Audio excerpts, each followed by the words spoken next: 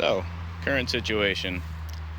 This is my 1996 JDM RX7 FD Type RS. This is the car that I owned for about the last 3.5 years while I lived in Japan and around Tokyo area. Literally just got it back to the States on Wednesday. Picked it up, brought it home. Wasn't really starting, so I changed out the spark plugs, got it running again. Friend came over and wanted to show him what it could do. So we took it for a spin around the block. It was about maybe 8 or 9 o'clock at night, unlit back road out in the country, mid-November, peak deer season. And wouldn't you know it, a deer thought my car looked cool, figured it'd come up for a closer look. So now I've got pretty decent damage right on this front right corner. Luckily, I'm pretty sure that it's only in this general area. So I think that this whole headlight bucket area extending into just before the wheel well and the strut tower is the only damage that I really need to fix on here. The front sort of core support area is pretty much straight. That side's good, obviously. The whole frame seems to be in pretty decent shape. It doesn't look like it's been torqued or bent or anything. There's no like cracking paint, anything like that. This whole section seems straight, pretty much undamaged. This whole area seems pretty good. I was kind of worried about sort of this little bump right here, but if you compare it to the other side, I'm pretty sure that the other side is more or less the same right here. So I think that's just the way that the frame is, so I'm not too concerned about that. So I'm gonna do some stupid stuff, and I'm gonna see if I can't pull some of that out by using a rope and a tree and just backing the car up, which kind of just pull this area back out, so at least in the meantime I can get it, I guess, usable. So we're gonna go ahead and see how that turns out.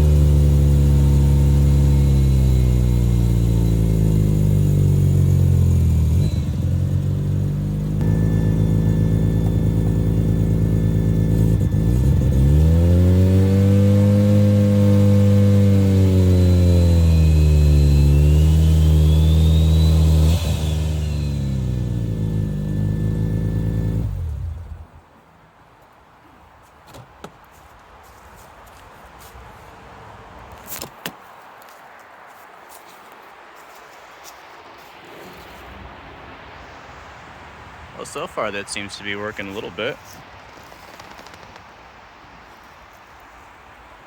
Guess I'll keep trying some more spots.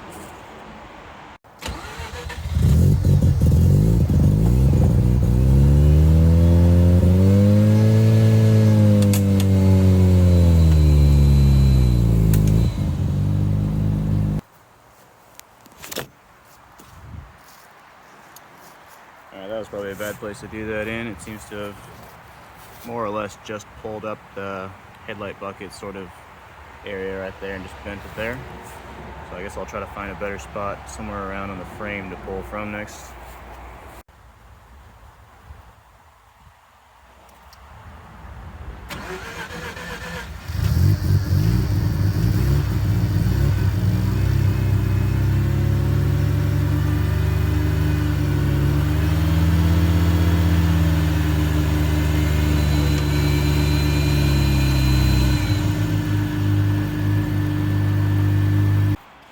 That spot actually worked out pretty good. This whole section right here, I'm pretty sure is supposed to be at like a slight angle, not completely straight, and I think it kind of made it right there. It seems like it's where it used to be. I'm just hoping it didn't do too much to this, but this is a lot easier to bend back into shape than the rest of it is. Got a little bit more to go right here, but it's actually kind of taken shape to where it's supposed to be. You see it's kind of like crimped in on itself right there. Got to pull that out somehow. Probably, there that goes. Probably pulling this hole right here, kind of pull this top portion out next. And then maybe hook it around here. I think that'll actually get it pretty close. Let's go ahead and get it.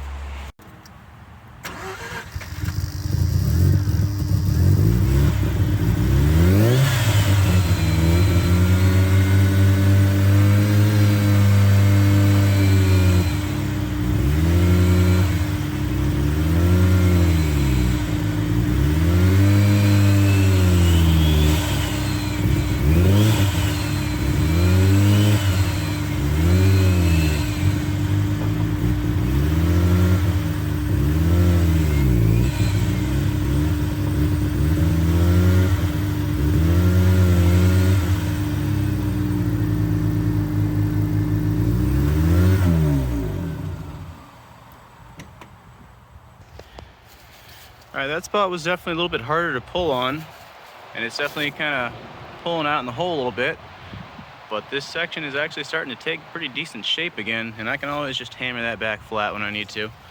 Next time I'm gonna go ahead and get this pulled out so it kind of straightens up this whole piece. And honestly, after that, it's really getting pretty close to where it used to be. I might possibly, unlikely, but possibly be able to just use it the way it is. See what happens.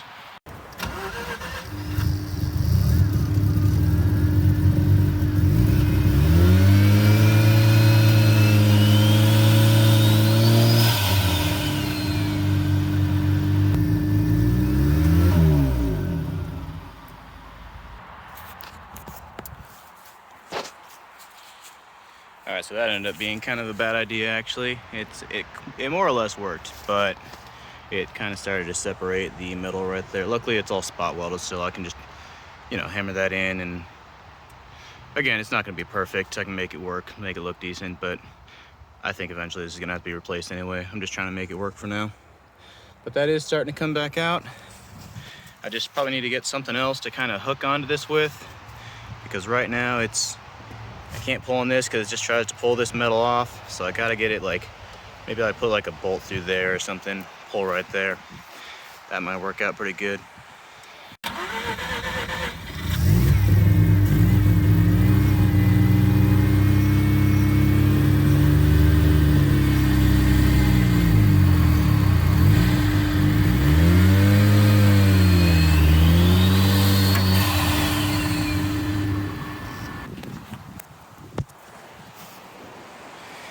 Okay, so that time my brilliant idea was to remove the whole headlight bucket sort of assembly thing, use a bolt right there to kind of get an angle on it and pull out like this whole section, because it's supposed to curve more than that, and I just put that thing around it.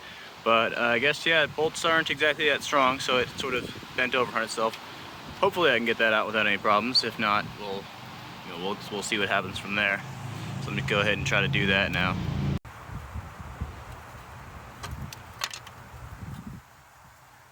That's lucky. Now, despite how well that went last time, I'm gonna go ahead and try the same thing right here, because it actually was pretty much the only way that I could mount this to this. So hopefully it doesn't just snap off. That would be annoying, but worst case scenario, I can always extract it. See what happens.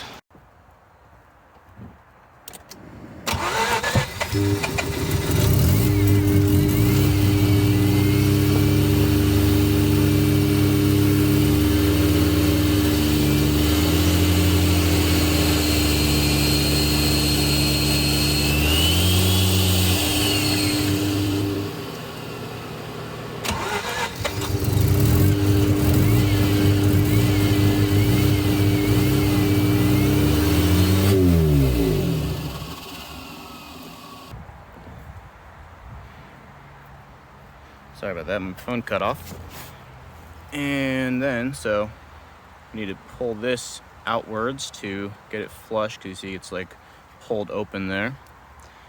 Need to figure out the geometry on this, which I'm going to do by using the other fender that I have. And other than that, I mean, it's all honestly mostly cosmetics. I want to try to get this bolt hole, if you can see that, lined up with the new fender. That might take a lot of hammering, and I think I'm going to have to bend this back outwards. But overall, I'm actually kind of surprised at how easily it's coming back into shape. Might even be able to just stick a fender on it and call it good, not worry about it for a while.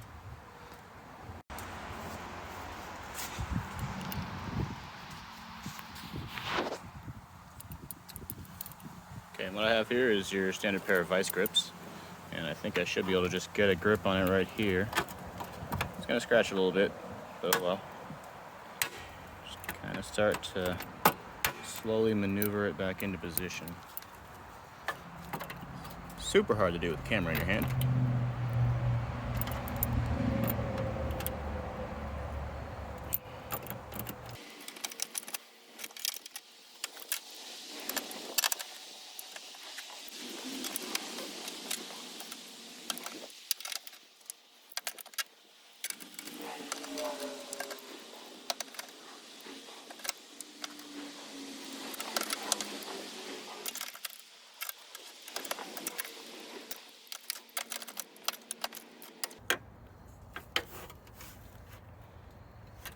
I'm pretty sure the problem I'm having right here is that I think this is actually bent sort of down, which is creased it inwards. So I'm gonna go ahead and try to take off this wire harness loom, see if I can't sort of pound this into a flat position, double checking it off of the other side, obviously, because this might actually be the way it's designed, obviously. And hopefully I can figure out why I can't get this crease out of here.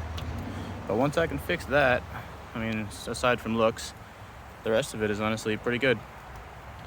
So I'll get back to you after I figure out what I'm doing with that.